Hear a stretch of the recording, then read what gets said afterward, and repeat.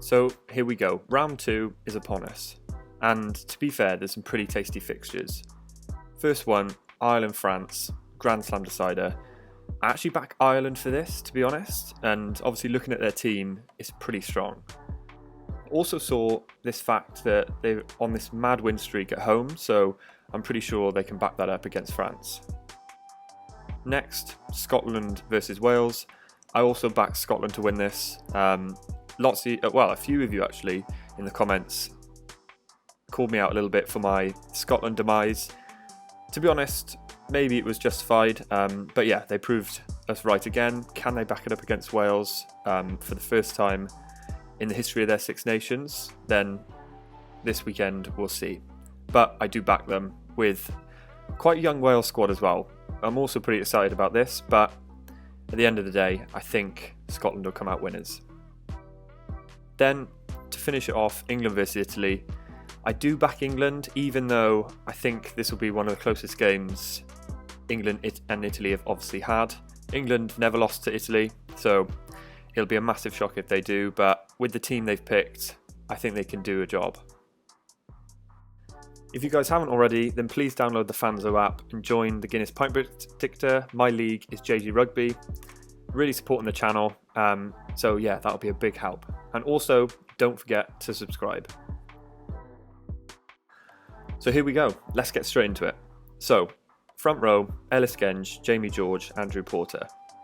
Obviously, I've kept Ellis Genge, really reliable, vice-captain for England. I think he'll have a stormer of a game once again.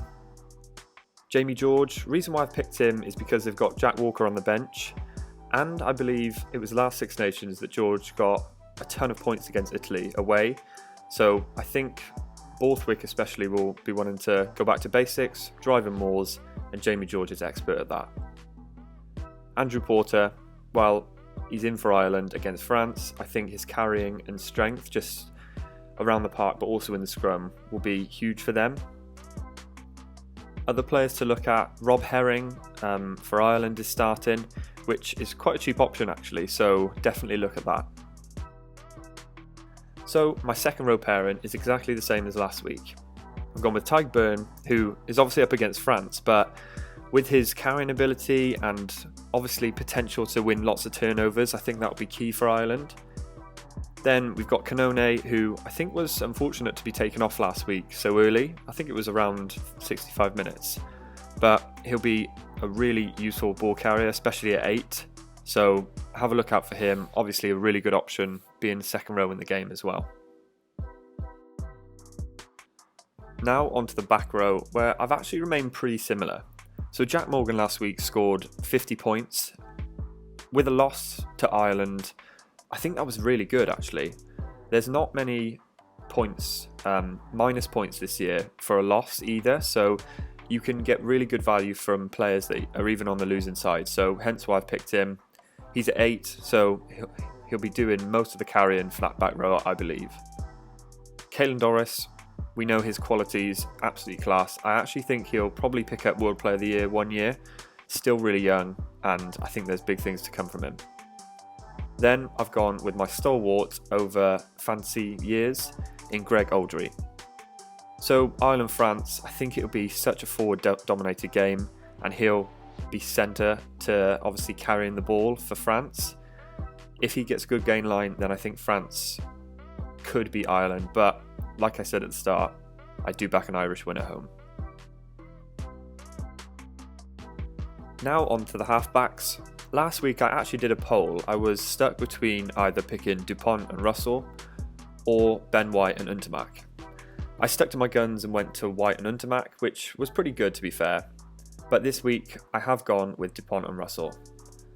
Dupont, captain of France. If they are to win over in Ireland, it'll be because he's had an absolute storm of the game and leading them to victory. And then Russell, we obviously know what he did last week. He can pick up so many assists, kicking the ball, passing the ball. He can do it all really, right? So hence why he's in there. Next, in the centres, I actually found it really difficult to pick my centre pairing this week. I don't know if it's just me. Let me know down in the comments if you find it quite hard to pick your centres. But I have gone with Tui Pelotu and Gael Fickou. So Tuipulotu actually varied his game quite a bit. We saw against England last week, he put that chip in for Hugh Jones's try. I think he's just a really well-rounded player and adds a different dynamic to that Scottish backline, which was why I've picked him this weekend. Gaël Fickou, defensive leader for the French. Like I keep saying, if they are to win, it'll be because of hard carrying, obviously Dupont's leadership, but also the defence of Fickou, to be fair.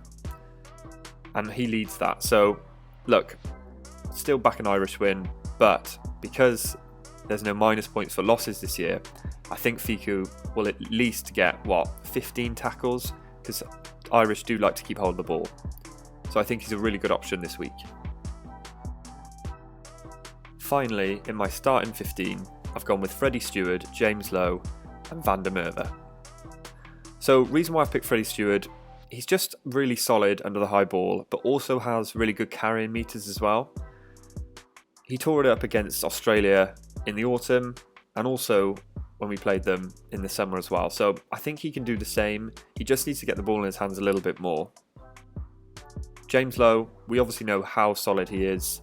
He's a really good outlet for Ireland as well. He's also got that massive left boot, so can offer 50-22 options as well, which are points within this game.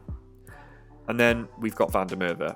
I really can't say much about him. He's my captain for this week against a struggling Wales side, I'd say, who have made a few changes, so I do back him to do really well. Will he do as well as last week? We'll have to wait and see, but he is my captain for this weekend. And let me know down in the comments who you've picked for captain. I thought it was quite difficult this week, but like I said, I have gone with player of the round for last week in Van der Merwe. Then finally on my bench, I've gone with Arundel super sub, Chris Shunza and Luke Crosby. So Shunza and Crosby, obviously really dynamic back rows who can get lots of tackles and potentially turnovers too, but we've got to focus on Arundel. So there were actually a few super sub options which were in my mind. Ronan Kelleher for Ireland is a really good option. Brought into the Lions last year as cover for hooker, so he's going to be immense, especially coming off the bench. But I thought in that tight French game it might be a little bit of a risk. Also Marcus Smith is a great option. I'm sure he'll come off the bench and absolutely light it up. But Henry Arundel, there's just something special about this guy. And to be fair, being English, I'm probably overshadowed by the excitement, but I think it is shared around World Rugby. So hopefully he's fit and he can get off the bench for some really good minutes and hopefully pick up some absolute worldies of tries. So that is my team for round 2. Please let me know what you think down in the comments and also post your teams too. I reply to all comments, so please share them down below and even interact with each other too to give each other tips. Let me know if I'm missing anyone, if there's any massive omissions that I've missed, but I think I'm pretty solid and set on this week. I'm a little bit scared because I did do so well last week, scoring over 800 points. Hopefully I'll back that up this week, but look, we'll have to wait and see. Thanks everyone for watching, like and subscribe if you did enjoy, and good luck everyone this weekend. I'll see you in the next video.